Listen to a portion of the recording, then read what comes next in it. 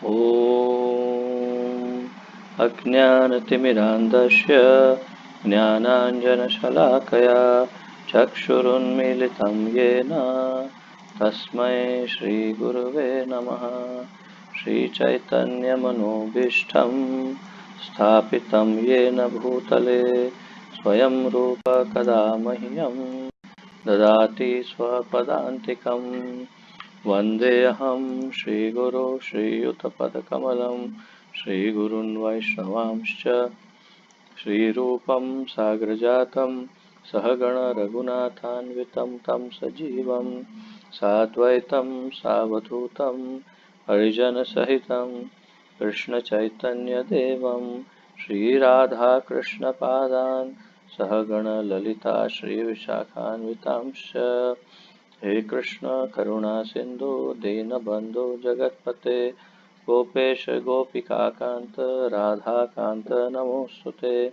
तप्त कांचन गौरांगी राधे वृंदावनेश्वरी वृषभानुसुते देवी प्रणमामि हरिप्रिये। वाञ्छाकल्पतरुभ्यश्च कृपा सिन्धुभ्य एव च पतितानां पावनेभ्यो वैष्णवेभ्यो नमो नमः। अनंत कोटि वैष्णव वृंद की जय। नमः ओं विष्णुपादाय कृष्णप्रेष्ठाय भूतले श्रीमते जय पताका स्वामिनिति नामिने। नमो आचार्यपादाय निताय कृपाप्रदायने गौरकथाधामदाय नगरग्रामतारिणे।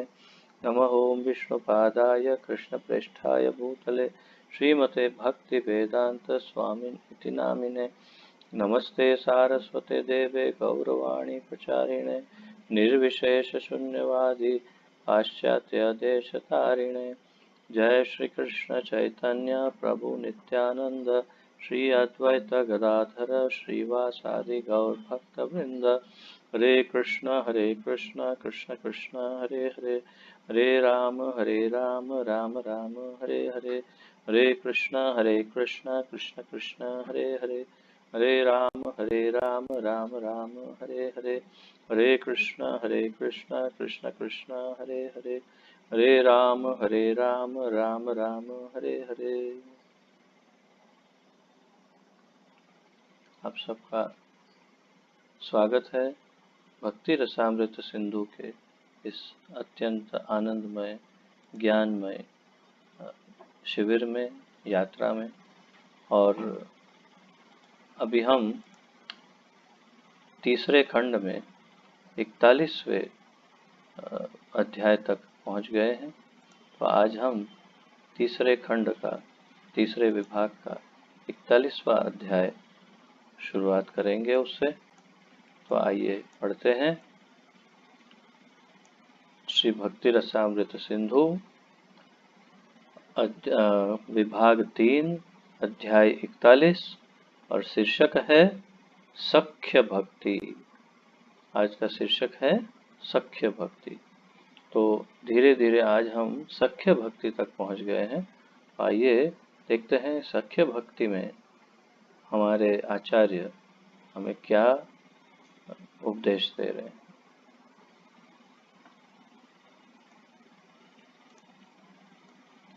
जब कोई भक्त स्थायी रूप से भक्ति करता है और विभिन्न अनुभवों द्वारा भगवान के प्रति सख्य रस परिपक्व कर लेता है तो उसकी भावना कोई ईश्वर के लिए सख्य प्रेम कहा जाता है।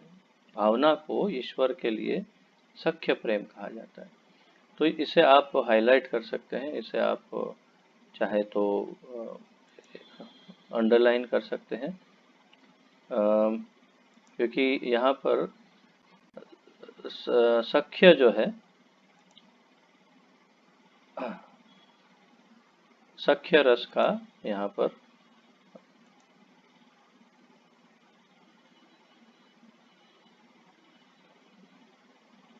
संक्षिप्त में उसकी व्याख्या की है श्रील प्रभुपाद जी ने। तो आइए फिर से एक बार शब्द शब्द से देख करके इसे फिर से समझने का प्रयास करते हैं। आगे और भी व्याख्या आएगी, परंतु पहले ही व्याख्या से शुरू कर रहे हैं। जब कोई भक्त स्थायी रूप से भक्ति करता है तो पहला महत्वपूर्ण पॉइंट है कि भक्ति स्थायी होनी चाहिए। अर्थात कि जो नए भक्त होते हैं, कभी आए कभी गए, कभी अचानक भक्ति का लेवल बहुत मीटर हाई हो गया, कभी सारी भक्ति उतर गई, तो कनिष्ठ अधिकारियों की बात नहीं है। जो बिल्कुल स्थायी रूप से भक्त बन चुका हो और ये बस धीरे धीरे धीरे प्रगति कर रहा हो, तो पहले तो स्थायी भक्ति हो।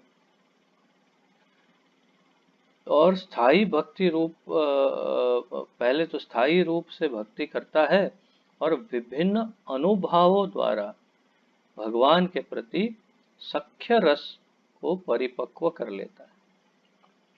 तो अब यही इसका ये पूरी व्याख्या का सबसे महत्वपूर्ण पार्ट यही है कि चलो भक्ति स्थायी हो गई, समझ में आ गया, परंतु सख्य रस में वो भक्ति कर रहा है, वो कैसे समझा जाए? तो वो तब होता है जैसे रूपानुग क्षमा कीजिए, रागानुग भक्ति हम करते हैं। तो राग अनुगम, तो हम जैसे हमने रागानुग में देखा पूर्व में कि हम रागानुग मतलब क्या, किसी ऐसे चरित्र का, कृष्ण लीला में कोई ऐसा चरित्र जो हमें प्रिय हो, जिनकी भक्ति जिनकी सेवा, जिनका चरित्र हमें बड़ा मनमोहक लगता हो और भगवान की सेवा में बड़ा प्रमुख रोल हो जिनका, ऐसे किसी एक व्यक्ति का अनुगमन करना, इसे कहते हैं राग अनुग। तो जैसे नंद बाबा, यशोदा मैया, जैसे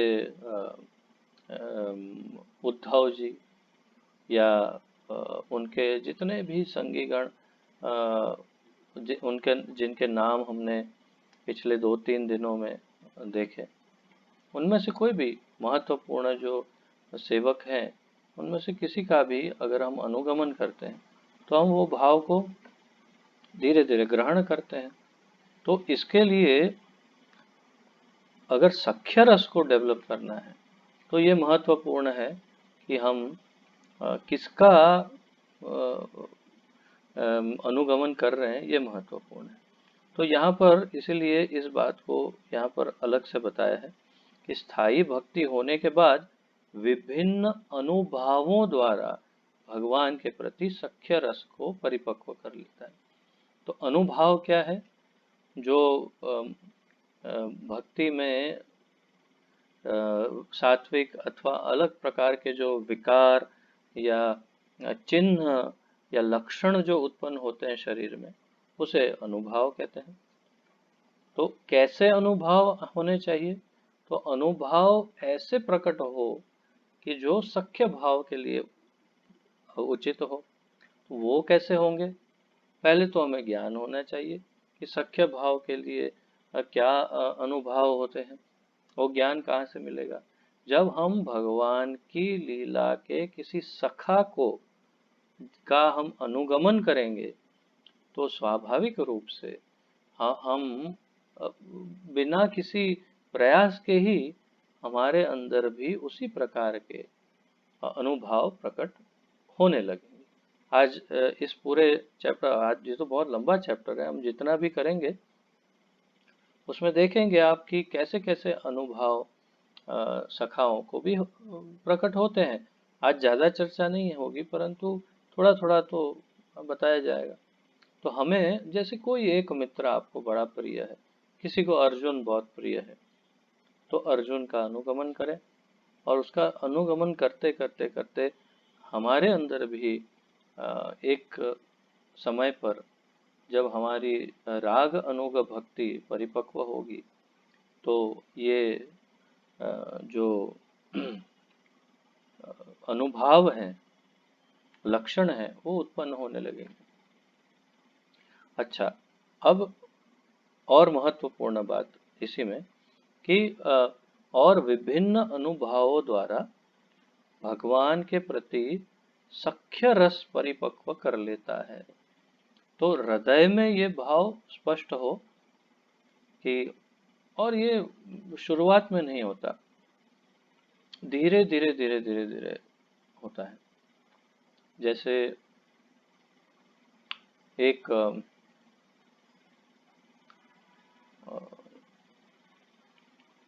एक अंडा, एक अंड जो है, अंडे के अंदर एक छोटा सा, इतना छोटा सा शिशु, या जो मान लीजिए पक्षी है तो पक्षी, या कुछ बहुत छोटा सा उत्पन्न हो रहा है, तब क्या बता सकते हैं कि ये पुरुष होगा, ये स्त्री होगी, अर्थात कि नारी शरीर का पक्षी होगा, पुरुष होगा, क्या हो, कुछ भी नहीं बता सकते। जब तक वो अंदर विकास ना हो, धीरे धीरे धीरे विकसित हो करके अंडे से फिर बाहर आ जाए, तभी पता चलेगा, ओ अच्छा ये तो इसमें से ये प्रकट हुआ।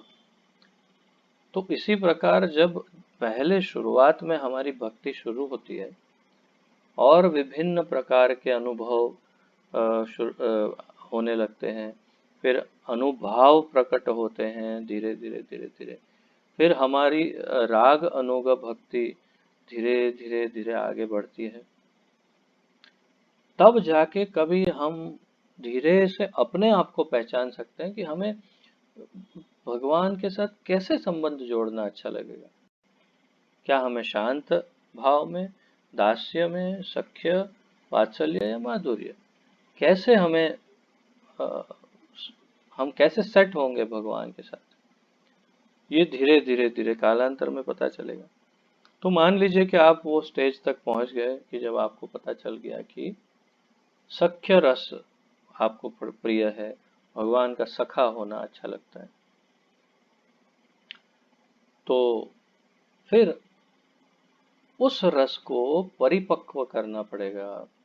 तो उसके लिए यहाँ पर ये बताया कि विभिन्न अनुभवों द्वारा भगवान के प्रति सख्य रस परिपक्व कर लेता है।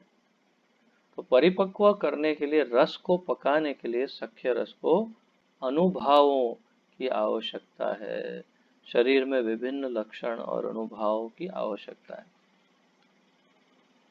उसकी भावना को ईश्वर के लिए सख्य प्रेम कहा जाता है। स्वाभाविक है, फिर सख्य रस परिपक्व किया है तो उसे सख्य प्रेम ही कहा जाएगा। तो ये थोड़ा सा कॉम्प्लिकेटेड लग सकता है, थोड़ा सा अटपटा सा, परंतु अगर हम इस बात को समझ ले कि हमें एक समय पर स्पष्ट करना होगा, अपने आप को बताना होगा कि मुझे कौन सा भाव प्रिय है। बहुत सारे सब भाव में भगवान अच्छे लगते हैं, परंतु कोई विशेष भाव में हम भगवान से संबंध जोड़ना चाहते हैं। हम गौड़ीय वैष्णवों को तो अधिक से अधिक दास्य भाव में ही प्रशिक्षण मिलता है हमारे आचार्यों से, परंतु फिर भी ये गोस्वामी तो सब नित्य लीला के हैं, इसलिए सब रसों की बात कर रहे हैं और हमें चॉइस दे रहे हैं कि आपको आपकी इच्छा। परंतु महाप्रभु के अनुसार हम सब तो दासानुदास भक्ति में बहुत उचित रहेंगे। फिर भी यदि किसी को माधुर्य, किसी को वात्सल्य, कोई रस प्रिय हो अधिक, तो उस तरह से डेवलप होना चाहिए। शांत में भी रह सकते हैं।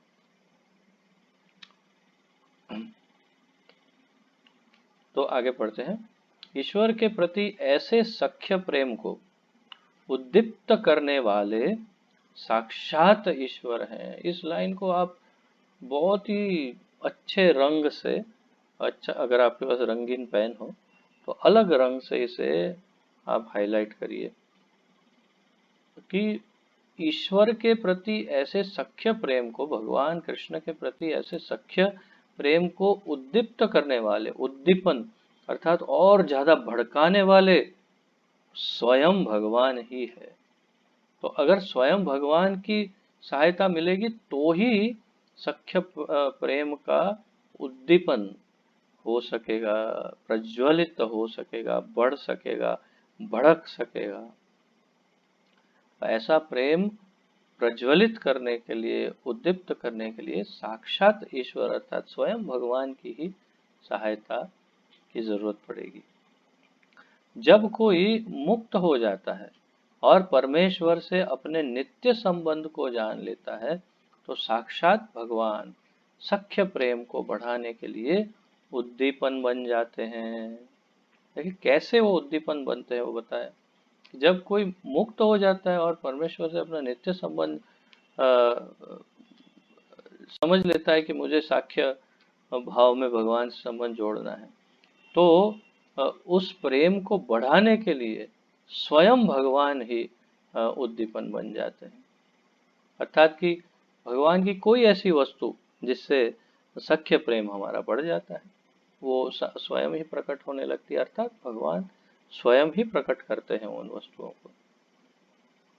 और फिर शायद इसको अलग दृष्टिकोण से देखें, मेरी मेरी मति, मेरी बुद्धि, मेरे दृष्टिकोण से मैं देख रहा हूँ, आचार्यों के नहीं।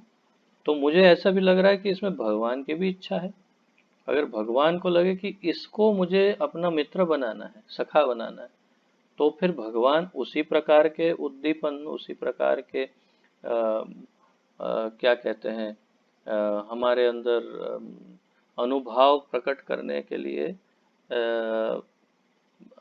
ऐसे उद्दीपन हमारे सामने प्रकट करेंगे कि जिससे हम सख्य प्रेम में ही उनसे जुड़े। और अगर भगवान को ही नहीं पसंद हमारा सखा भाव, तो फिर हम क्या कर सकते हैं? हमें अगर सखा भाव प्रिय भी हो तो भगवान ऐसे उद्दीपन ही प्रकट ना करें तो क्या करें?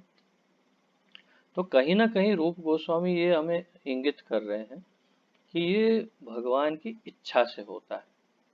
कहीं ना कहीं ये रूप गोस्वामी हमें ये छिपे भाव से, या चाहे रूप गोस्वामी हो चाहे प्रभुपाद जी, जिनके भी ये शब्द हैं, परंतु ये कहना ये चाहते हैं कि आखिर तो ये भगवान की इच्छा से ही ये उद्दीप्त होता है भाव, चाहे सख्य चाहे जो भी भाव।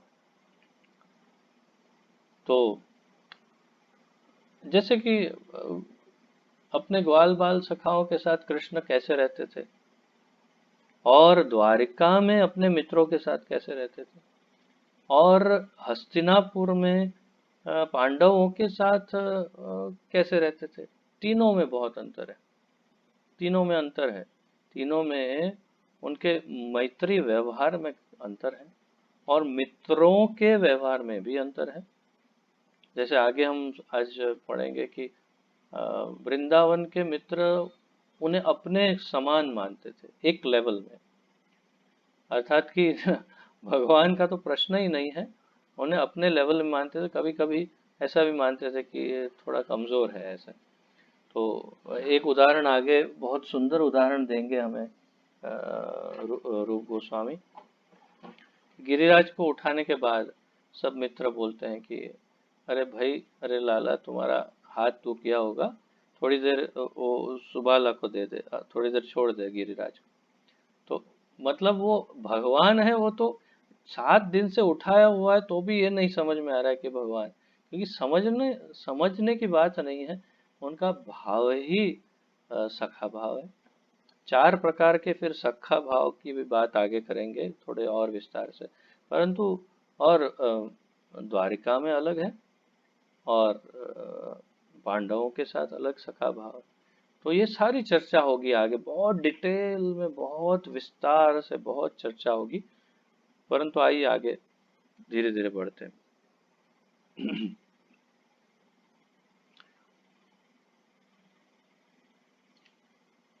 वृंदावन में भगवान के नित्य पार्षदों ने इसका वर्णन इस प्रकार किया है। तो भगवान में जो मित्र है वो वर्णन कर रहे हैं, जिसके बदन का रंग, जिसके शरीर का रंग इंद्र नीलमणि जैसा है। इंद्र नीलमणि अर्थात वही घनश्याम, ऐसा, जिसकी मुस्कान, मुस्कुराहट, स्मित, हास्य कुंद पुष्प की भांति सुंदर है, जिसका रेशमी वस्त्र शरदकालीन सुनहरी पत्तियों सा पीला है, पीतांबर, जिसका वक्षस्थल, छाती, फूल की मालाओं से सुशोभित है और जो सदैव बांसुरी बजाता है, ऐसा अघासुर का शत्रु यह हरि वृंदावन में इधर उधर विचरण करके हमारे हृदयों को सदैव आकृष्ट करता रहता है। तो भगवान की बहुत सुंदर छवि, बहुत सुंदर वर्णन ये ब्रज के, वृंदावन के सखा बता रहे कि भाई हमें क्यों, कैसे आकर्षित करता है। तो थोड़ा वर्णन किया और कहा कि यह हमें बहुत आकर्षित करता है। इसी प्रकार सख्य प्रेम की बातें वृंदावन मंडल के बाहर भी की जाती है। तो वृंदावन के मित्र अलग, मैंने जैसे बताया, बाहर के मित्र अलग। जब महाराज युधिष्ठिर आदि पांडवों ने कुरुक्षेत्र के युद्ध स्थल में कृष्ण के चतुर्भुज रूप को शंख चक्र गदा तथा कमल पुष्प से युक्त देखा तो उन्हें अपनी सुधि नहीं रही अर्थात भान नहीं रहा, कहते हैं ना। तो अपनी सुध बुध खो बैठे और बहुत प्रेम में विह्वल हो गए, व्याकुल हो गए, और वे सुख के अमृत सागर में मग्न हो गए। सुख के अमृत सागर में बहुत ही आनंद सुख मिला उन्हें भगवान के रूप को देख। इससे पता चलता है कि पांडुपुत्र राजा युधिष्ठिर, भीम, अर्जुन, नकुल तथा सहदेव कृष्ण के प्रति सख्य प्रेम में बंधे हुए थे। तो इससे ये पता चलता है कि ये सखा प्रेम में इस प्रकार का भाव उत्पन्न होता है। तो ज्यादा तो कुछ स्पष्ट बताया नहीं, तो अब इसके थोड़ा विपरीत उदाहरण देते हैं। अगर कोई माधुर्य प्रेम का व्यक्ति वहां खड़ा हो और वो भगवान के चतुर्भुज रूप को देखे तो जैसा गोपियों ने किया, उनको प्रणाम करके वहां से चला जाएगा, मुंह फेर लेगा, क्योंकि उसे वो चतुर्भुज में इंटरेस्ट नहीं है। और यदि कोई शांत या दास्य भाव में है, विशेष रूप से शांत भाव में, तो चतुर्भुज रूप को देख करके अनंत बार जमीन पर गिर गिर के दंडवत प्रणाम करेगा और भगवान की स्तुति करेगा, क्योंकि उसे वो बहुत ही विशेष दर्शन लग रहे हैं। परंतु एक सखा जब अपने मित्र को कुछ अच्छा करता हुआ देखेगा तो बहुत उसे सुख मिलेगा, आनंद होगा। तो मेरे मत अनुसार ये वही है। शायद आचार्य यही बताना चाहते हैं कि उन्हें इसीलिए सुख प्राप्त हुआ क्योंकि वे मित्र हैं। और यहाँ कहीं ऐसा नहीं लिखा कि वो प्रणाम करने लगे, गदगद हो गए, जमीन में लोट-पोट कर, नहीं, बहुत सुख प्राप्त किया उन्होंने। देखो हमारा मित्र, क्या बात है, चतुर्भुज रूप में आ गया। तो ये है सख्य भाव का प्रेम। कभी कभी भिन्न भिन्न नामों, रूपों, साज सामग्री तथा दिव्य गुणों के कारण सख्य प्रेम अद्भुत होता है। तो देखिए किस प्रकार ये उद्दीपन है सारे अलग अलग, अथवा हाँ जी, ये सब उद्दीपन के लिए है कि कैसे उद्दीप्त होता है सख्य प्रेम। तो कभी कभी भिन्न भिन्न नामों, अलग अलग नाम, अलग रूपों, साज सामग्री, विशेष प्रकार के की सजावट कभी होता है। अब आप पता नहीं आप लोगों को अनुभव हो ना हो, परंतु कभी कोई मित्र आता है घर पर, कहता है चल यार आज फिल्म चलेंगे। ठीक है, तो रुक जा मैं थोड़ा तैयार हो जाता हूँ। बोले तो वो जीन्स पहन लेना और वो कलर की टी शर्ट पहन लेना। क्यों? तो बोले आज हम सब दोस्तों ने ऐसा तय किया है कि आज ऐसे ही जीन्स और टी शर्ट पहन के जाएंगे, तो सब मित्र एक जैसे। तो भाई ये है सख्य को और गहरा करने के लिए विशेष साज, सजना, वस्त्र आदि। तो किसी विशेष प्रकार के वस्त्रों से भी या श्रृंगार से भी सख्य प्रेम उद्दीप्त हो सकता है। मैंने सामान्य उदाहरण दिया आपको। तथा दिव्य गुणों के कारण सख्य प्रेम उद्भुत उद्भुत होता है अर्थात उद्दीप्त होता है।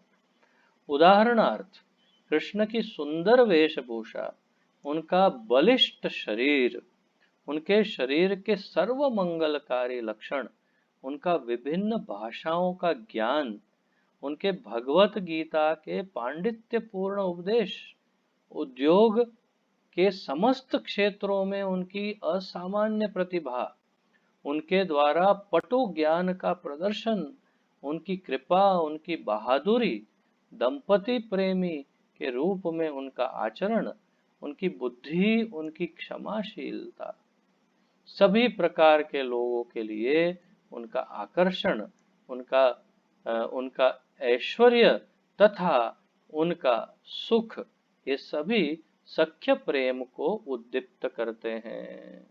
तो आपके लिए ये महत्वपूर्ण है पूरा पैराग्राफ। सख्य प्रेम को उद्दीप्त करने वाले कृष्ण के जो लक्षण हैं, चिन्ह हैं, उनके विशेष, उनके जो साज सामग्री आदि जो कुछ भी है उनके अंदर, वो सारे यहाँ पर संक्षिप्त में वर्णित किए। अगर हम उसमें थोड़ा समय और दें तो कृष्ण की सुंदर वेशभूषा, तो वो तो मैंने आपको बताया। उनका बलिष्ठ शरीर, देखिए दो मित्र होते हैं तो आपस में कभी कभी तो थोड़े छोटे होते हैं तो ऐसे भी दिखाते हैं, देखा मेरे मसल्स, देखा कितना डेवलप हुआ, तेरा दिखा कितना हुआ, डंबल करता है, डंबल मारता है कि नहीं जरा। तो फिर साथ में मिलके जिम में जाते हैं मित्र, क्यों? अच्छा बलिष्ठ शरीर बनाने। तो तात्पर्य ये है कि बलिष्ठ शरीर ये एक मित्रों के अंदर बहुत ही विशेष भाव होता है। दो मित्र आपस में मिलके अपना शरीर का कसरत करना, ये वो बहुत चलता है, तो इससे आकर्षण होता है दूसरे मित्र के प्रति। उनके शरीर के सर्व मंगलकारी लक्षण, उनका विभिन्न भाषाओं का ज्ञान, एक मित्र दूसरे मित्र से प्रभावित हो जाता है, अरे यार तेरे को ये भाषा कैसे आती, क्या बात है यार, तू दोस्त बहुत बढ़िया, तुझे तो अच्छी भाषा आती है।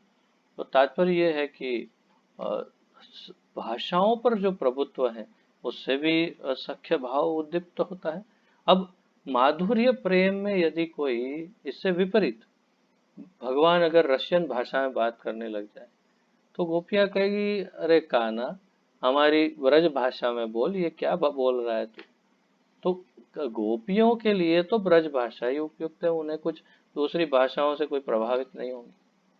और एक दास के सामने यदि वो अलग अलग भाषा बोलेंगे तो हो भगवान आप तो कितने महान हैं ऐसे। परंतु एक मित्र है तो जब दूसरी भाषा बोलेंगे, वाह क्या बात है, अच्छा ज्ञान है तुझे। तो आप ये समझिए कि ये सारे लक्षण कैसे सख्य प्रेम को उद्दीप्त करते हैं। मैं वो प्रयास कर रहा हूँ आपको विपरीत उदाहरण देख करके समझाने का। और उनके भगवद गीता के पांडित्यपूर्ण उपदेश, तो अर्जुन कितने उनसे प्रभावित हो गए, यहाँ तक कि फिर शिष्य भी बनने को तैयार हो गए, परंतु फिर भी एक मित्र के रूप में बहुत ही प्रभावित हुए। उद्योग के समस्त क्षेत्रों में उनकी असामान्य प्रतिभा, इसके बारे में हम ज्यादा जानते ही नहीं है, कभी पढ़ा ही नहीं शायद, परंतु भगवान व्यापार उद्योग में भी एक्सपर्ट थे। आप सब सुनार लोग मिलकर के विश्वकर्मा जी की पूजा आरती करते हैं। अरे बाबा बिजनेसमैन तो यहाँ बैठा है, आप कृष्ण को लगाइए, उनकी आरती पूजा करिए, देखिए आपका बिजनेस कैसे चलता है। असली बिजनेसमैन तो ये है। तो व्यापार उद्योग में उनकी असामान्य प्रतिभा, असामान्य प्रतिभा अर्थात एकदम एक्सपर्ट बिजनेसमैन, उसको देखकर भी मित्र सब आकर्षित होते हैं, वाह वाह क्या इंटेलिजेंट मित्र मिला है।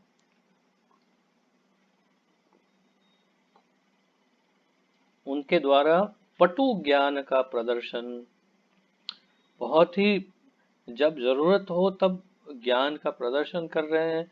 उनकी कृपा, उनकी बहादुरी, बहादुरी भी बहुत विशेष होती है मित्रों के बीच में।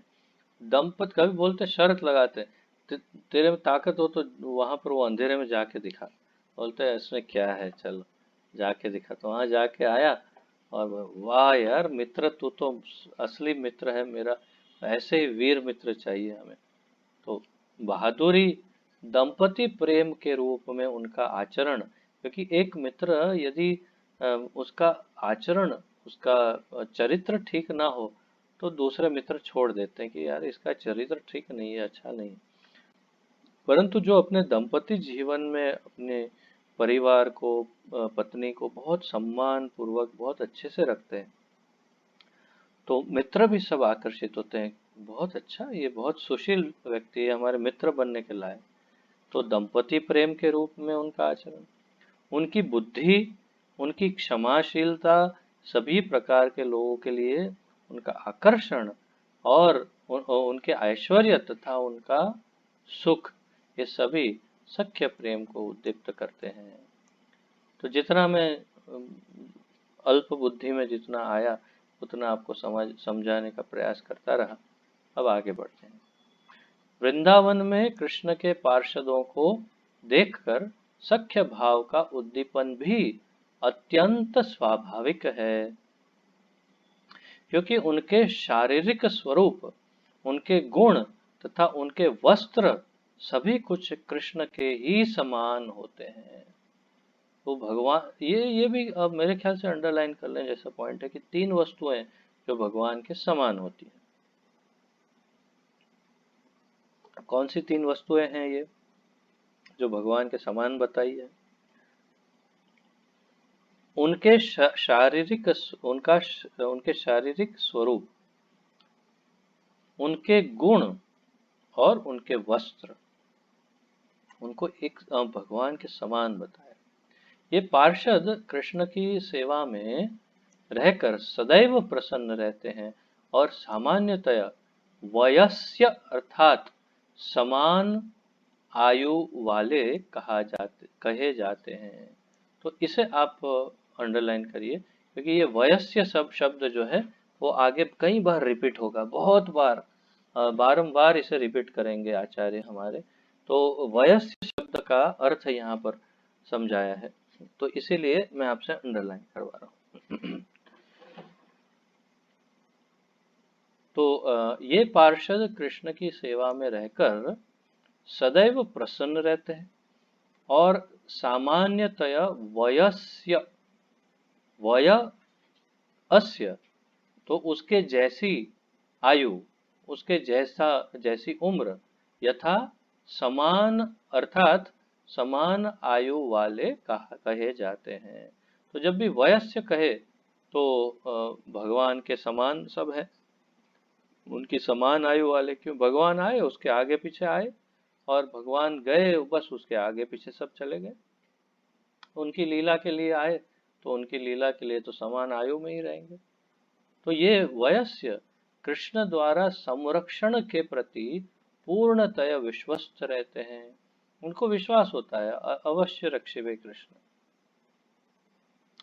कभी कभी भक्तगण प्रार्थना करते हैं, हम कृष्ण के वयस्यों को सादर प्रणाम करते हैं, जिन्हें कृष्ण की मित्रता तथा संरक्षण का पूरा पूरा विश्वास है, और कृष्ण के प्रति जिनकी भक्ति सदैव स्थिर रहती है। तो देखिए वयस्यों का उदाहरण दिया कि वयस्य कैसे होते हैं, वो मित्र है, उनके संरक्षण में है, भगवान के पूरा भरोसा है कि भगवान रक्षा करेंगे, और उनकी भक्ति भी सदैव स्थिर रहती है। वे निर्भय हैं और वे कृष्ण के ही समान स्तर पर अपनी दिव्य प्रेमा भक्ति संपन्न करते हैं। तो अपनी प्रेम भक्ति को कृष्ण के समान स्तर पर वे संपन्न करते हैं, अर्थात कि लगभग भगवान की तरह ही रहे। तो अब देखिए ना, भगवान के जितने ग्वाल बाल मित्र हैं ब्रज में, वृंदावन में, तो उसमें और कृष्ण में कोई बहुत ज्यादा अंतर कर पाना संभव ही नहीं है। उनके कोई भी खेल में देखो सब एक समान। केवल जब असुर आए तो उनको मारने का काम अलग से कृष्ण करते थे, उसमें भी आगे वर्णन आएगा कि उनके ऐसे भी मित्र थे कि जो उनके असुर को मारने के लिए भी तैयार हो जाते थे और अलग अलग प्रकार से वो अ, तैयार रहते थे कि असुर को हम मारें। मतलब भगवान के समान ही सारे के सारे मित्र हैं, ऐसी टोली उनकी अ, वृंदावन में है।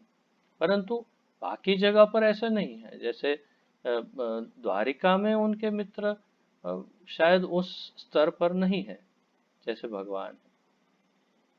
वहां तो द्वारकाधीश है, राजा है, तो सारे मित्र राजा नहीं है उस प्रकार से। तो आइए सब समझ में आए, बहुत सारे उदाहरण दिए हैं, बहुत विस्तार से समझाया है। पूरा चैप्टर बहुत ही अद्भुत है। तो धीरे धीरे समझते जाएंगे और आप नोट्स लिखते जाइएगा।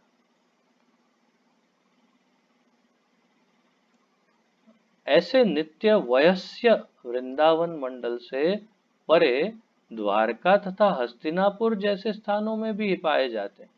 तो ये सब वयस्य सभी जगह पर हैं, लेकिन उनके लक्षण अलग होते हैं। वृंदावन के अतिरिक्त कृष्ण के सारे लीला स्थल पूर पुर या नगर कहलाते हैं। तो वृंदावन को छोड़कर, वृंदावन तो गांव है, वृंदावन के अलावा जहां जहां लीला की है भगवान ने, उसे पुर या नगर कहते हैं। जैसे मथुरा नगरी, द्वारिका नगरी या द्वारिकापुरी भी कहते हैं, जगन्नाथपुरी जैसे, यथा एक उदाहरण है। तो इस प्रकार से ये सब पुर कहे जाते हैं। मथुरा तथा कुरुओं की राजधानी हस्तिनापुर दोनों ही पुरी है। हस्तिनापुर नाम में ही पुर है। अर्जुन, भीम, द्रौपदी तथा श्रीदामा ब्राह्मण जैसे व्यक्तियों की गणना पूरों के सख्य भक्तों में की जाती है।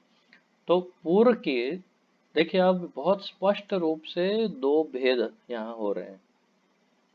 आपको अलर्ट रहना होगा, आपको जागृत रहना होगा कि यहाँ से दो व्याख्याएं भिन्न हो रही है, अलग।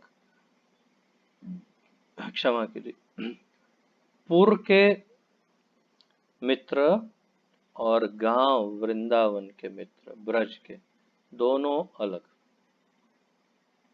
अर्जुन, भीम, द्रौपदी तथा श्रीदामा ब्राह्मण, श्रीदामा ब्राह्मण जैसे व्यक्तियों की गणना पूरों के सख्य भक्तों में की जाती है।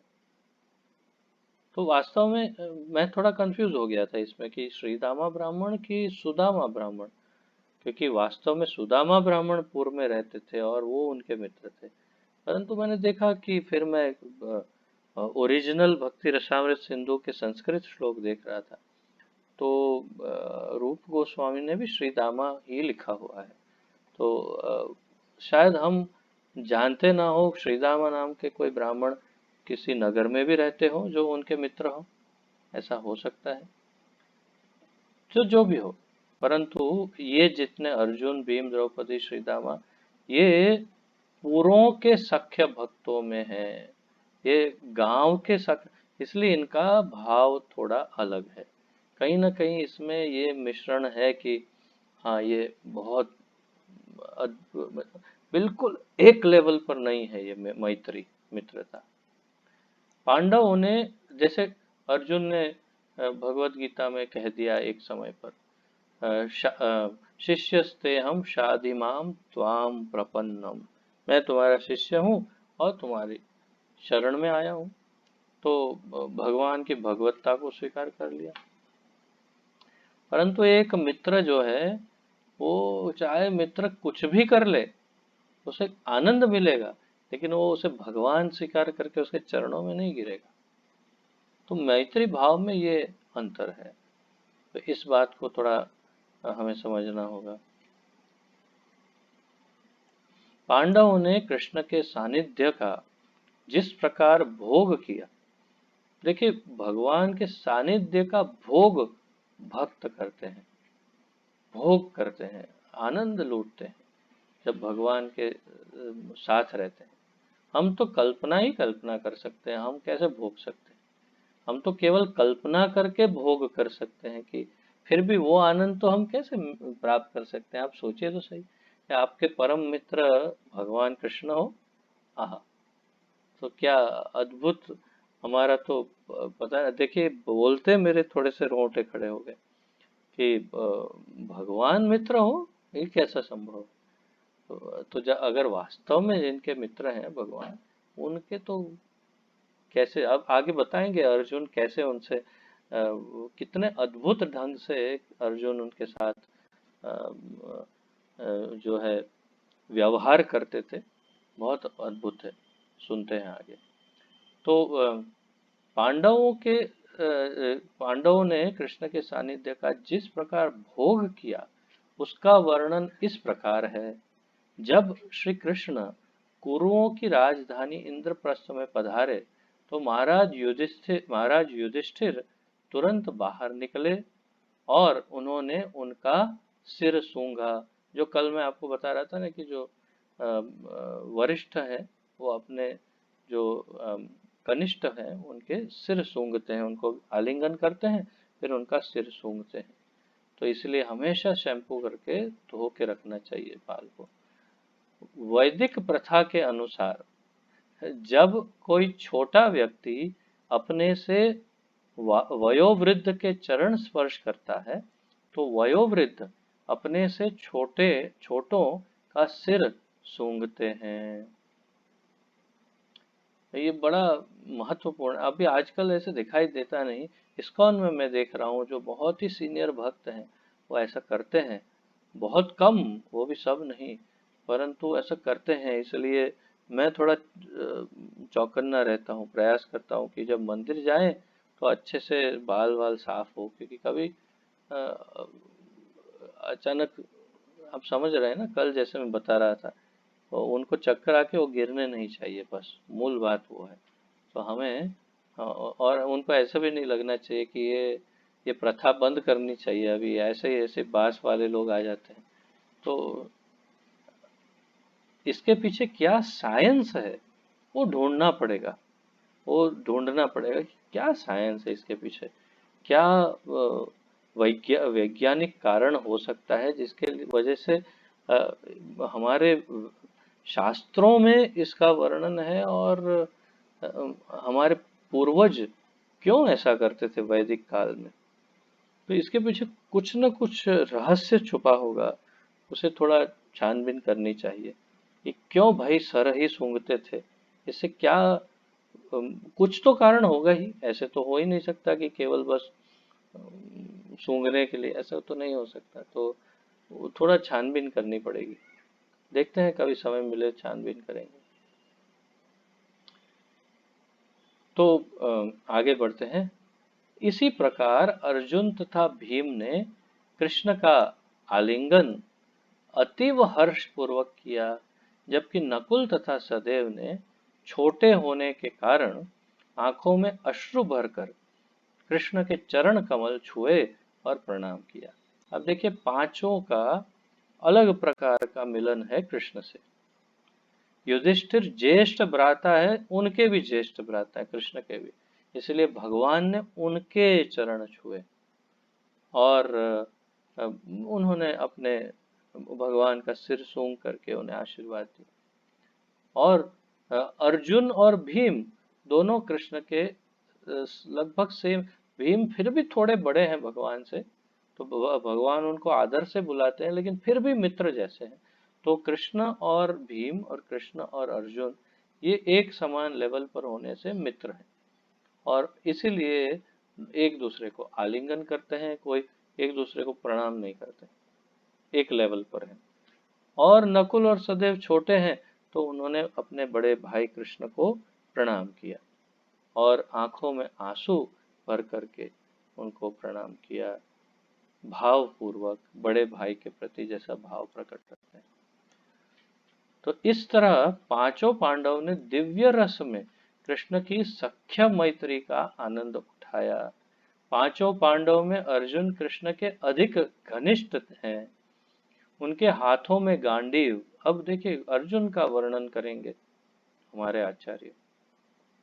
उनके हाथों में गांडीव नामक सुंदर धनुष रहता है, उनकी जांघों की उपमा हाथी की सूंड से दी जाती है। तो पहले के समय में जब कोई बलिष्ठ व्यक्ति हो तो उसके हाथों को और उसके पैरों को, जांघों को हाथी के साथ उसकी तुलना होती। और जैसे बहुत बलवान पैर हो, जांघें हो, तो उसे हाथी की सूंड के समान है ऐसा बताते, उपमा देते। जैसे किसी वीर पुरुष को कहते हैं ना, ये सिंह जैसा है, सिंह जैसा। तो ऐसे ही तो यहाँ पर हाथी की सूंड की तरह बताया। और उनकी आंखें सदैव रक्तिम रहती हैं। तो सदैव आंखों में एक हल्की सी लालाश रहती है। तो आजकल अगर ऐसा लगता है कि थोड़ा हल्की सी लालाश है तो बोले, अरे जा जल्दी जा डॉक्टर के पास दिखा, कुछ गड़बड़ लगता है, आंख में लाल हो गई तेरी आंख। तो ये उस समय में तो, और या तो ये कहेंगे आपको ब्लड प्रेशर होगा शायद, देखिए आप बीपी चेक करिए, आपकी आंखें लाल है। तो जो भी हो, तात्पर्य ये है कि भाई आंखों का लाल, हल्का सा लाल होना, बहुत लाल लाल होना नहीं, हल्का सा लाल होना, ये बहुत ही उत्तम लक्षण माने जाते हैं। क्योंकि भगवान में भी ये लक्षण बताए हैं, अर्जुन में भी ये लक्षण है। तो और जब कृष्ण तथा अर्जुन रथ में साथ साथ होते हैं तो उनकी शोभा स्वर्ग की अ, स्वर्ग स्वर्गिक स्वर्गिक हो जाती है। स्वर्गिक शोभा अर्थात कि बहुत ही अद्भुत शोभा जब दोनों मित्र एक साथ हो, जिससे वे हर एक की आंखों को मनोहर लगते हैं। क्योंकि दोनों बहुत अच्छा श्रृंगार करते हैं, दोनों बहुत सुंदर दिखते हैं, दोनों बहुत ही बलवान है, दोनों एक ही आयु के हैं, और एक भगवान है और एक उनका परम भक्त है। दोनों जब एक साथ रथ में होते हैं तो बहुत आकर्षक लगते हैं। कहा जाता है कि एक बार अर्जुन अपने बिस्तर में लेटे थे तो उनका सिर कृष्ण की गोद में था। मैं आपको बता रहा था ना कि आप आगे पढ़िए अर्जुन को कैसे अर्जुन उनके साथ व्यवहार करते हैं।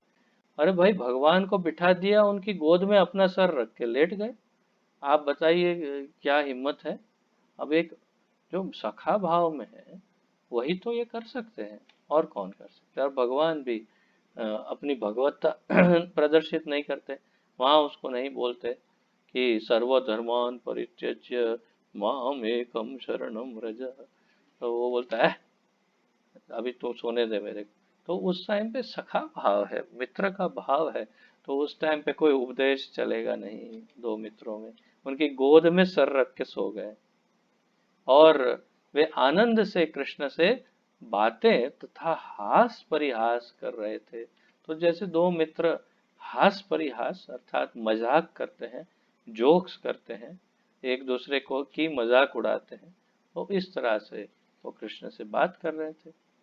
इस तरह वे कृष्ण की संगति का आनंद हंसी तथा अत्यधिक तुष्टि में ले रहे थे। तो ये है सख्य भाव में अर्जुन और कृष्ण की लीलाएं।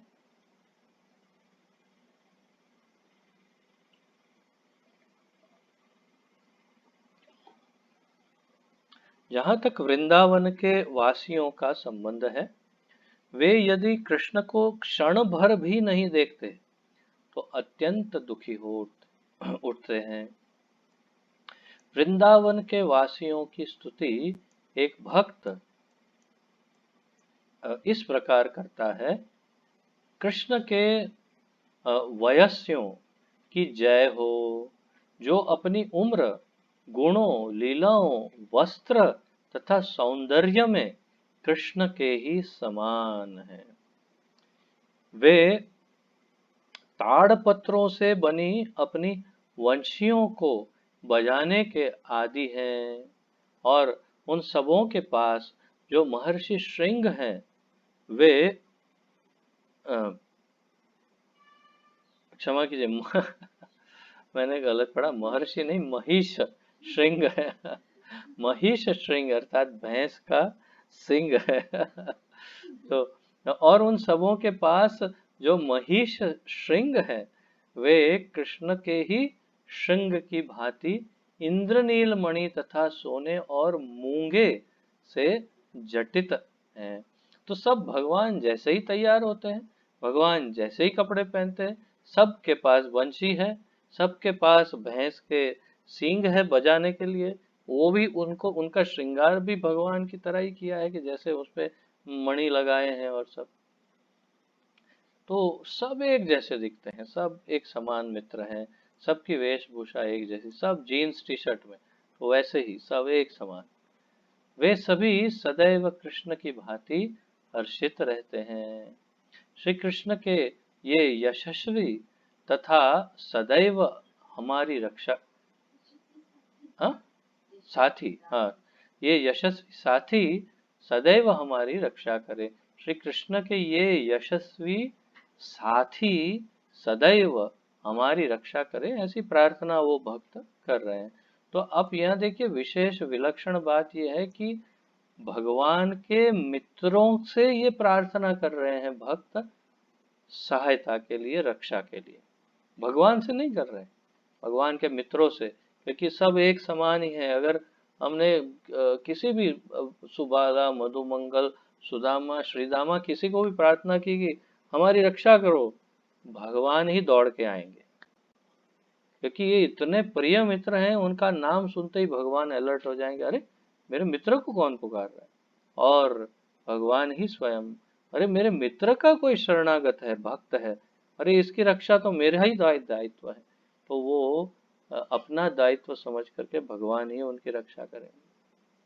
तो ये बड़ा विलक्षण प्रार्थना का भाव है। वृंदावन के वासियों की कृष्ण के साथ ऐसी घनिष्ठ मित्रता है कि कभी कभी वे स्वयं को कृष्ण जैसा श्रेष्ठ मान बैठते हैं। जो मैं गोवर्धन की बात कर रहा था, वही लीला यहाँ पर वर्णित है। तो ये अपने आप को कृष्ण जैसा समझते हैं, इस ऐसे ही समानांतर, थोड़ा कम। ऐसे मैत्री भाव का उदाहरण इस प्रकार है। जब कृष्ण गोवर्धन पर्वत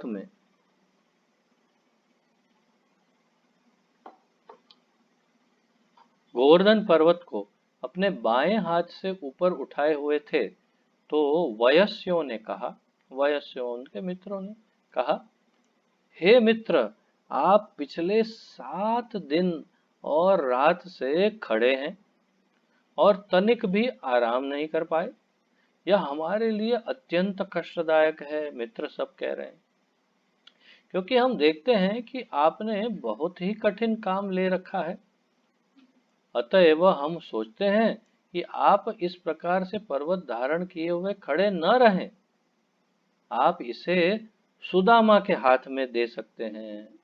सुदामा थोड़ी देर पकड़ेगा, आप थोड़ी देर आराम कर लो। तो हम आपको इस स्थिति में देखकर अधिक दुखी हैं। यदि आप सोचते हैं कि सुदामा गोवर्धन पर्वत को नहीं उठाए रह सकता, तो कम से कम आप हाथ तो बदल लीजिए, आप हाथ को तो चेंज कर लो कम से कम। तो कह रहे हैं कि आपका ये हाथ दुख गया हो, ये हाथ में ले लो, फिर हम क्या करेंगे, आप इसे बाएं हाथ से उठाए न रहकर दाहिने हाथ में कर लें, जिससे हम आपके बाएं हाथ की मालिश कर सकें। बताइए, ये है मित्र। वो थोड़ी देर सुदामा का दे दो, अरे नहीं कोई बात नहीं, चलो ये हाथ से ये हाथ में ले लो, हम ये हाथ को थोड़ा मालिश कर देते हैं। बताओ, ये ऐसे है मित्र। इतना भी लेश मात्र भी भाव नहीं कि ये भगवान है, और इसने भगवान ही ये गोवर्धन उठा सकता है, ये कोई मित्र नहीं उठा सकता, सामान्य मनुष्य। ये भाव ही नहीं, इसका कोई एहसास ही नहीं, कोई ऐसी प्रतीति ही नहीं, कोई ऐसा साक्षात्कार ही नहीं कि ये भगवान है। बस एक ही भाव, ये मेरा मित्र है, मेरे समान है, और ये थक गया होगा, इसको थोड़ी देर हेल्प करते हैं। इससे मुझे स्मरण होता है, कृष्ण बुक में भी शायद प्रभुपाद जी लिखते हैं कि जैसे शुरुआत में जैसे ही धारण किया तो सब मित्र सब ग्वाले बोलने लगे, अरे भाई तू थक जाएगा, हम लाठी का सहारा दे। बस ठीक है, दे दो। सब ने अपनी अपनी लाठियां लगा दी नीचे गोवर्धन पे। भगवान ने कहा, तो अब लगा ली है लाठियां? हाँ हाँ लगा लिए, तू चिंता मत कर लल्ला। सबने लाठियां लगा लिए। तो अब मैं हाथ ले लूं, नेक थोड़ो सो हाथ नीचे ले लूं? बोले हाँ ले ले ले ले लल्ला, हाथ नीचे ले ले। तो भगवान ने जरा सा हाथ नीचे किया और सीधा गिरिराज सबके ऊपर आने लगे, सबकी लाठियां चूर चूर हो गई। और सबने बोला, अरे अरे उठा ले उठा ले, अरे बाबा उठा ले। और फिर भगवान ने बताया, फिर नहीं आपने कहा तो मैंने थोड़ा ले लिया, अब आप नहीं नहीं नहीं तू पकड़े रख, हम ठीक है सब। तो सब समझ गए कि ये भाई हमारी लाठियों के सहारे गिरिराज नहीं उठने वाले। तो ये भाव जो है ये सख्य भाव है, अद्भुत सख्य भाव। तो यह घनिष्ठता का उदाहरण है, घनिष्ठ मित्रों का उदाहरण है, जो यह दिखलाते हैं कि वयस्क जन किस तरह अपन स्वयं को कृष्ण के समान मानते थे। श्रीमद् भागवत में दसम स्कंद 12वें अध्याय का 11वां श्लोक 10.12.11 सुखदेव गोस्वामी राजा परीक्षित से कहते हैं, हे राजन, श्री कृष्ण विद्वान आध्यात्मवादियों के लिए भगवान है, निर्विशेषवादी के लिए वे अतीव हर्ष हैं, वे भक्त के लिए परम आराध्य अर्चा विग्रह हैं, और माया के वशीभूत व्यक्ति के लिए एक सामान्य बालक हैं। जरा सोचो तो, ये ग्वाल बाल परम पुरुष के साथ उसी तरह खेल रहे हैं मानो उनके तुल्य स्तर पर हो। तो ये ग्वाल बाल भगवान के साथ ऐसे ही खेलते हैं जैसे अपना मित्र हो। उन्हें कोई कोई ये इस बात का कोई एहसास ही नहीं कि ये भगवान हो सकता है। इससे यही निष्कर्ष निकलता है कि उन्होंने पूर्व जन्म में प्रचुर पुण्य कर्मों के ढेरों फल कमा लिए हैं, जिसे वे घनिष्ठ मित्र के रूप में भगवान के संगी बन सके। तो बहुत कुछ पुण्य कर्म किए होंगे जिससे वो इस जन्म में भगवान के मित्र बन पाए हैं, ऐसा भाव अम, अ, सुखदेव गोस्वामी का है। वृंदावन के वयस्यों के प्रति कृष्ण की भावना का भी वर्णन मिलता है। एक बार उन्हें भगवान भी उनके बारे में कहते हैं, क्या कहते हैं, उन्होंने बलराम जी से कहा, हे भ्राता, जब मेरे साथियों को अघासुर निगल रहा था तो मेरी आंखों से तप्त अश्रु लुढ़क रहे थे। तप्त मतलब गरम गरम आंसू मेरे आंखों से निकल रहे थे, और जब ये अश्रु मेरे गालों का प्रक्षालन कर रहे थे, मतलब गाल से गाल को धोते हुए नीचे जा रहे थे, तो मेरे ज्येष्ठ भ्राता, मैं एक क्षण के लिए आत्मविस्मृत हो गया। आत्मविस्मृत हो गया अर्थात मुझे ये भान ही नहीं रहा कि मैं भगवान हूँ। इतना दुखी हो गया मेरे मित्रों का कष्ट देखकर कि अघासुर उनको निगल रहा है, वो देखकर मैं बहुत ही आत्मविस्मृत हो गया, अर्थात मैं भूल ही गया कि मैं कौन। इतना दुख हुआ। तो ये मित्र सख्य भाव है। गोकुल में कृष्ण के वयस्यों को 4 समूह में बांटा जाता है। जैसे मैं पूर्व में बता रहा था, गोकुल के मित्रों का 4 विभाग बताए हैं यहाँ पे। गोकुल में, वृंदावन में, ब्रज में उनके मित्र 4 प्रकार के हैं। एक है शुभ चिंतक, एक है सखा, एक है विश्वास पात्र सखा, तथा चौथे जो है वो है घनिष्ठ सखा। तो एक शुभ चिंतक, दूसरा सखा, तीसरा विश्वास पात्र सखा और चौथा घनिष्ठ सखा, फास्ट फ्रेंड, बेस्ट फ्रेंड जिसे कहते हैं। श्री कृष्ण के शुभ चिंतक मित्र उनसे तनिक बड़े होते हैं। थोड़े बड़े उनसे मित्र जो उम्र में हो, वो है शुभ चिंतक मित्र। उनमें कृष्ण के प्रति थोड़ा वात्सल्य भाव भी पाया जाता है। कृष्ण से बड़े होने के कारण वे सदैव हर विपत्ति से कृष्ण की रक्षा करने का प्रयत्न करते हैं। वास्तविकता तो यह है कि भगवान सबकी रक्षा कर रहे हैं, पूरे ब्रज की, परंतु ये मित्र कृष्ण की रक्षा करने का प्रयास करते हैं। यही उनकी सेवा है, यही उनका प्रेम है, और यही भगवान को प्रसन्न करता है, बस ये भाव। अन्यथा वो कैसे उनकी रक्षा कर सकते हैं। फलतः वे कभी कभी हथियार धारण करते हैं, जिससे वे कृष्ण को हानि पहुंचाने वाले आतताई को दंडित कर सके। उनके शुभ चिंतकों में सुभद्र, मंडली भद्र, भद्रवर्धन, गोभट्ट, यक्ष, इंद्रभट्ट, भद्रांग, वीरभद्र, महागुण, विजय तथा बलभद्र हैं।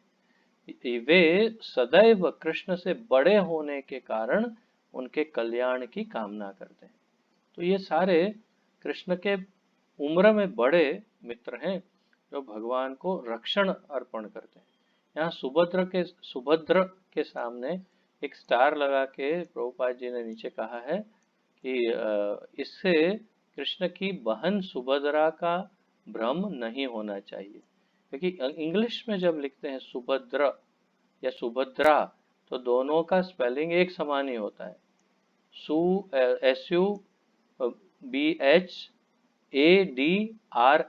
सुभद्र या सुभद्रा, दोनों का एक समान है। सिर्फ उसमें डबल ए लग जाता है पीछे, तो सुभद्रा हो जाता है। तो जब अंग्रेजी में पढ़ते हैं सुभद्र, तो सुभद्रा भी पढ़ सकते हैं गलती से, तो ऐसा ना हो इसलिए अंग्रेजी में उन्होंने ये नोट लिखी होगी। जो बाकी भाषा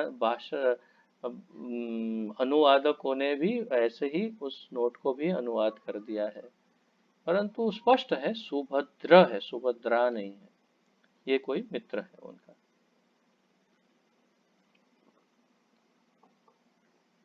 एक वयोवृद्ध मित्र ने कहा, हे मंडली भद्र, तुम चमचमाती तलवार क्यों घुमा रहे हो?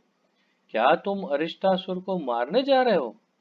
हे बलदेव, तुम व्यर्थ ही इस भारी हल को क्यों धारण किए हो? हे विजय, तुम व्यर्थ ही उत्तेजित न हो।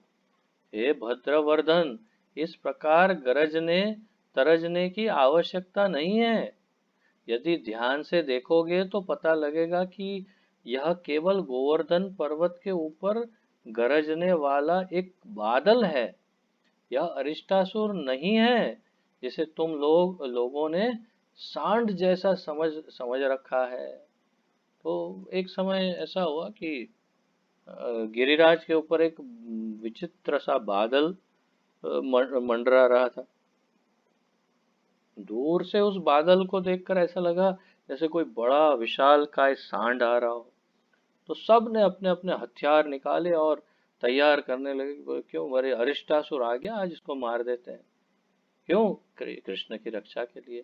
तो किसी मित्र ने ध्यान से देखा और बोला, अरे तुम क्यों ये सब कर रहे हो मेहनत, ये बादल है, अरिष्टासुर नहीं है। तो इससे पता चलता है कि भाई भगवान की रक्षा के लिए ये सब मित्र हमेशा सज रहते। तो उसमें उनके भाई बलराम जी भी हैं, जो अपना हल तैयार कर रहे थे। तो कृष्ण के इन बड़े शुभ चिंतक मित्रों ने विशाल बादल को एक बड़े सांड के रूप में प्रकट होने वाला अरिष्टासुर समझा था, और इसी उत्तेजना के बीच एक ने निश्चित रूप से बतलाया कि वास्तव में यह गोवर्धन पर्वत के ऊपर एक बादल था। अतएव उसने अन्य सभी मित्रों को सूचित किया कि कृष्ण के विषय में चिंतित न हो, क्योंकि इस समय अरिष्टासुर से कोई भय नहीं है। इन शुभ चिंतक मित्रों के में मंडली भद्र तथा बलभद्र प्रधान है। मंडली भद्र का वर्णन इस प्रकार है। उसका रंग पीला और उसके वस्त्र अत्यंत आकर्षक हैं। वह हमेशा एक रंग बिरंगी लाठी लिए रहता है। वह सदैव सर पर मोर पंख धारण करता है और अत्यंत सुंदर लगता है। मंडली भद्र के स्वभाव का पता इस कथन से चलता है। मित्रों, हमारे कृष्ण चरागाहों में गौवें चराने से तथा जंगलों में अ, चलने फिरने से अब थक गए हैं। मैं देख रहा हूँ कि वे बहुत थक गए हैं, अतएव अपने घर में विश्राम करते हुए एक सिर को तो मैं सहला सकता हूँ, और सुबल तुम उनकी जांघों की मालिश कर दो। तो आप इसके भाव को देखिए यहाँ मंडली भद्र के कि वे भगवान की चिंता कर रहे हैं, क्योंकि वरिष्ठ हैं, तो बच्चे की तरह वात्सल्य भाव से, लेकिन मित्र हैं। क्या सोचते हैं कि देखो जंगलों में फिरने से थक गया है कृष्ण, और अब ऐसा करेंगे कि उसको थोड़ा सा आराम देते हैं। कैसे आराम देंगे? तो मैं उसका सिर सहलाता हूँ, सिर पे थोड़ा हाथ फिराता हूँ, धीरे धीरे मसाज करता हूँ।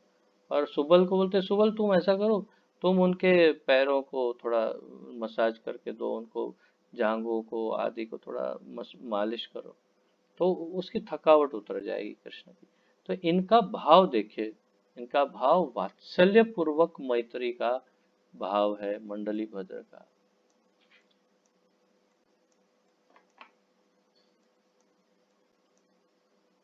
एक भक्त ने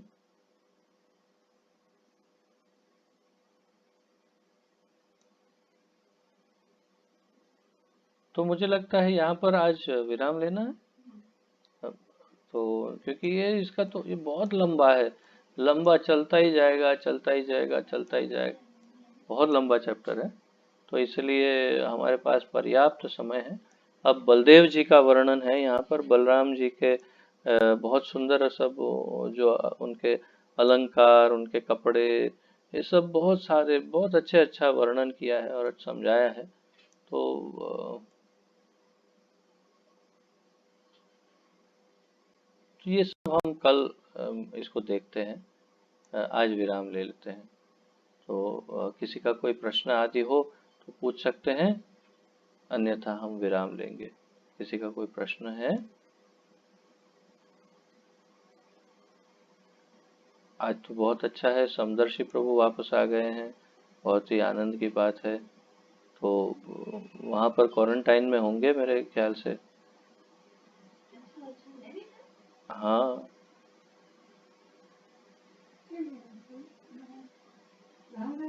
तो किसी का कोई प्रश्न आदि है? ठीक है, आप सबका बहुत बहुत धन्यवाद। और आइए प्रणाम करते हैं। श्री भक्ति रसामृत सिंधु की जय। श्रील रूप गोस्वामी प्रभुपाद की जय। पतित पावन अभय चरणारविंद भक्ति वेदांत स्वामी श्रील प्रभुपाद की जय। गुरु महाराज की जय। आप सब भक्तों की जय हो। निताय गौर प्रेमानंदे। हरि हरि बोल। हरे कृष्ण। आप सबको दंडवत प्रणाम। धन्यवाद।